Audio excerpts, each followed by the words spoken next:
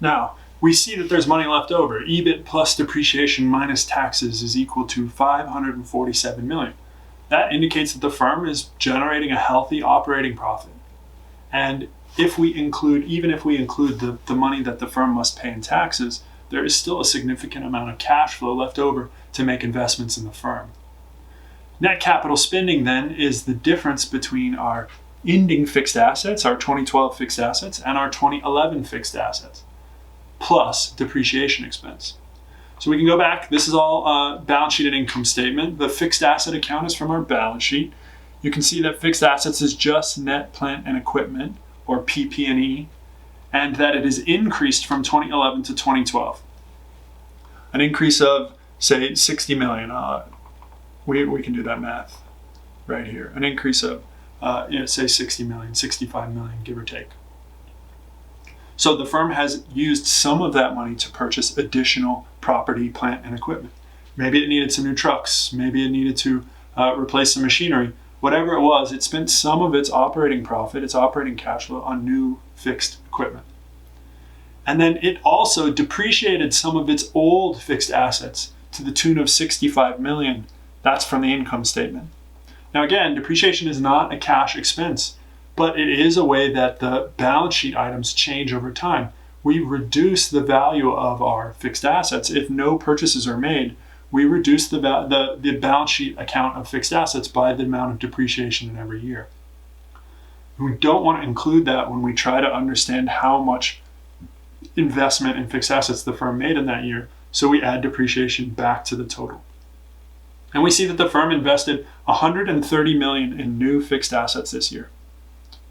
That still isn't enough. It doesn't account for all of the leftover cash flow that we had. So the last thing is the investment in working capital. And this is, again, short-term items that we might have invested in.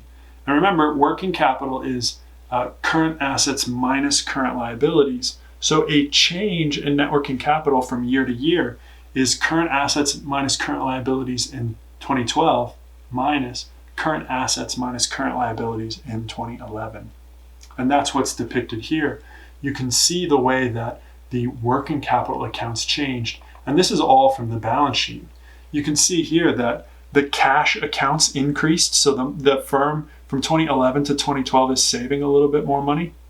The accounts receivable also increased. So it is selling more product on credit. And the inventory total slightly increased. It doesn't indicate anything that they're making. It doesn't really indicate a particular investment here. And you can see that the accounts on the current liability side, that the accounts payable increased, and that is probably just matched up to an increase of accounts receivable. If I'm selling more product, I am buying more supplies to build more product. And that our notes payable actually slightly decreased. So we paid down some of the firm's credit card. So we can come back here and see that that means broadly that the increase in the net working capital came mostly from the current asset side, and that we spent a lot of money investing in the working capital of the firm. We sold more product on credit, and we put a big chunk of money into our savings account. This is where the rest of the leftover budget came from. Right? Now, anything that's left over after those investments are made has to be equal to cash flow from assets. It has to be equal to the money that we paid out to our investors. And you'll see that if we do this math, this simple algebra, that we come up with $87 million left over, which is precisely what we then use to pay dividends and interest on our existing investors. Now, we'll work a couple of examples looking at this cash flow statement. So we'll work an example here. Typically in this class, the examples that we work will also have solutions, or not solutions, the answers will be in the slides. So the problem and the answers will be in the slides. You'll have to turn to the example problem videos to get the solutions. So here's the example 1, here's the answers for example 1, 2, and the answers for 2, 3, and the answers for 3. Again, there'll be separate solution videos for each of these problems, and you can follow along. Now, the last thing that we want to talk about here that we care about is taxes. Right? Now, we care about taxes for a couple of different reasons, but the biggest one is that it is a huge expense. possibly the largest expense for a profitable corporation in the US. Right? And because of that, there is a lot of attention paid to taxes in corporate taxes, both within the company and outside of the company. It's to the extent that if we can, taxes have such a big impact that a dollar decrease in the taxes that the firm paid is a 1-for-1 increase in profit. So if I save $1 in taxes, I gain $1 in profit. And maybe that can help indicate why taxes are such a big deal for the financial management team. Any tax savings that we can incur goes straight to the bottom line. And that's a huge deal. It gives rise to a lot of unusual tax relationships, and it gives rise to a lot of unusual behavior by firms, sometimes borderline illegal behavior by firms. But it's such a big deal that, for instance, General Electric is famous, and famous for viewing their tax department as a profit center, just like any of their other departments that actually make and sell real products. Because if their tax accountants, and they were famous, they had a team of like 100, ruthless tax accountants, and they got famous for squeezing every dollar of tax savings that they could out of any potential deal. And for the most part, they've stayed on the right side of the law.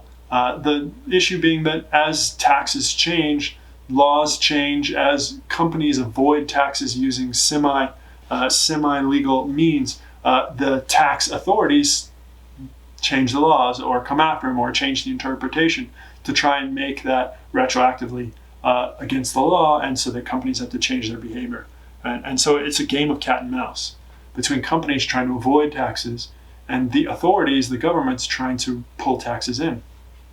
Now in the US, the corporate tax rate is now, after 2017, is a flat 21%.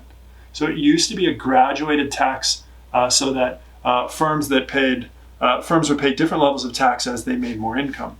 And that's still true, but only at very small levels of income. Once a firm reaches like $250,000 worth of revenue, they have to pay 21% on it no matter what. And so because of that, some of the uncertainty about how we deal with taxes in this class has gone away. We don't have this difference between marginal and average tax rates that is described below. So again, that's not something that you'll need.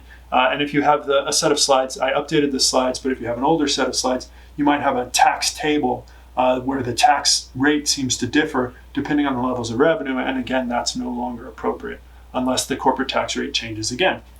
And that's one of the things that a financial manager has to care about. Because, for instance, if a new government were to pass raised taxes, that would be a significant cost to the firm and would be something that most firms would prudently be prepared for in times of government changes. Right? But right now, what we care about in this class is that we account for taxes in all the appropriate places, so that when we're analyzing firms and we're analyzing their investments, we're correctly interpreting the taxes that must be owed, because that's one of the most significant costs. Okay, that's all I got. That's the end of this lecture, end of chapter 2. We'll pick back up with chapter 3 next week.